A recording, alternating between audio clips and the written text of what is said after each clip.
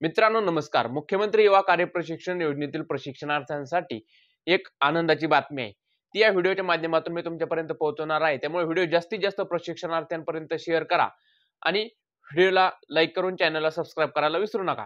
मुख्यमंत्री युवा कार्यप्रशिक्षण योजनेतील प्रशिक्षणार्थ्यांसाठी आनंदाची बातमी अशी आहे की मुख्यमंत्री युवा कार्यप्रशिक्षण योजनेतील प्रशिक्षणार्थ्यांना जे कायमस्वरूपी रोजगाराच्या दृष्टीने त्यांचे आंदोलन, आमरण उपोषण जे लढे सुरू होते त्याला नक्कीच यश मिळताना दिसते. मुख्यमंत्री युवा कार्यप्रशिक्षण योजनेतील प्रशिक्षणार्थ्यांसाठी आनंदाची बातमी अशी आहे की मुख्यमंत्री युवा कार्यप्रशिक्षण योजनेतील प्रशिक्षणार्थ्यांना आणखी काही महिने एक्सटेन्शन मिळणार आहे आणि ही बातमी खरी आहे. लवकरात लवकर या प्रशिक्षणार्थ्यांना आणखी काही महिने पुढे कार्यकाळात वाढ मिळणार आहे. ज्या पद्धतीने मागील 6 महिन्याचा कार्यकाळ संपला होता आणि पुन्हा 5 महिन्याचा कार्यकाळात वाढ झाली होती, त्याच पद्धतीने आता सुद्धा सरकारकडून मुख्यमंत्री युवा कार्यप्रशिक्षण योजनेतील प्रशिक्षणार्थ्यांना पुढे आता ते किती महिन्यासाठी अद्याप स्पष्ट नाहीये, पण 5 किंवा 6 महिन्यांसाठी आणखी पुन्हा एक्सटेन्शन मिळणार आहे. या 19 तारखेच्या आंदोलनापूर्वी याची घोषणा सुद्धा होऊ शकते अशी माहिती या 19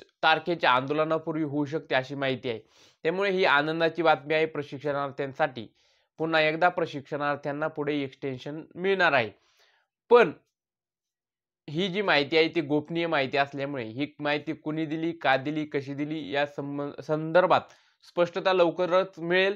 ज्यावेळेस याच्या संबंधीची चर्चा होईल, पुढे जी.आर. निघेल तेव्हा ही गोष्ट स्पष्ट होईल.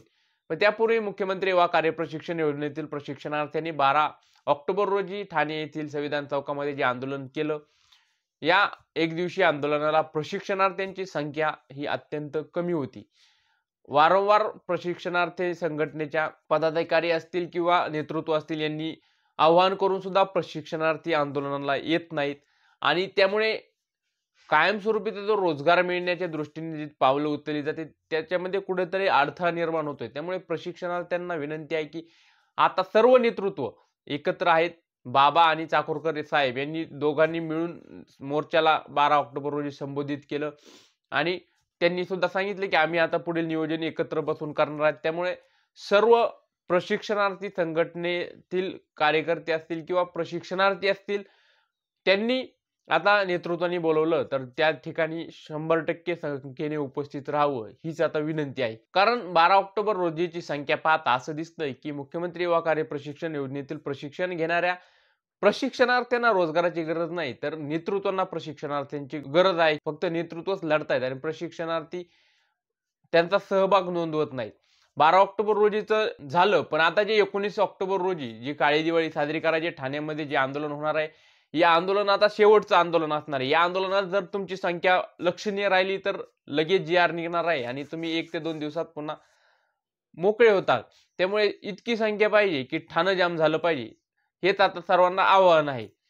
त्याबरोबरच आता विरोधी पक्षाने सुद्धा मुख्यमंत्री युवा कार्यप्रशिक्षण योजनेतील या प्रशिक्षणार्थ्यांचा मुद्दा आता लावून धरलाय.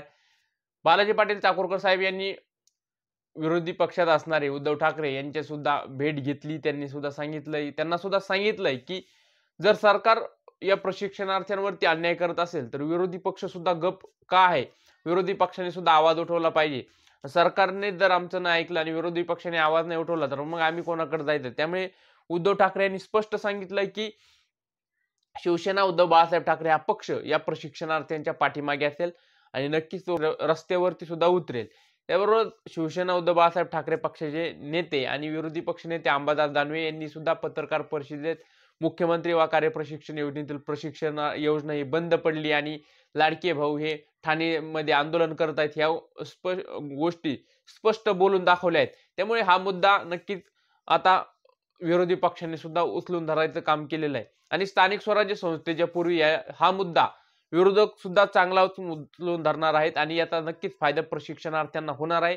फक्त आता प्रशिक्षणार्थ्यांचं एकच काम आहे की जे ते आंदोलन असेल आणि एकच आंदोलन आता होणार आहे 19 ऑक्टोबरचं जे आंदोलन होणार आहे तिथे इतकी संख्या पाहिजे की ठाणं जाम झालं पाहिजे. आता एवढंच मी सांगणार आहे. त्यामुळे नक्कीच मुख्यमंत्री युवा कार्यप्रशिक्षण योजनेतील प्रशिक्षणार्थ्यांसाठी हीच आनंदाची बातमी आहे. हीच अपडेट होती. ही या व्हिडिओच्या माध्यमातून मी तुमच्यापर्यंत देण्याचं काम केलं. हा व्हिडिओ जास्तीत जास्त प्रशिक्षणार्थ्यांपर्यंत शेअर करा. व्हिडिओला एक लाईक करा म्हणजे जास्तीत जास्त प्रशिक्षणार्थ्यांपर्यंत हा व्हिडिओ रीच होईल. चॅनलला सबस्क्राईब करून ठेवा म्हणजे मुख्यमंत्री युवा कार्यप्रशिक्षण योजनेतील सर्व अपडेट तुमच्यापर्यंत सर्वात आधी पोहोचतील. भेटू नवीन अपडेट्सच्या नवीन व्हिडिओमध्ये. तोपर्यंत धन्यवाद.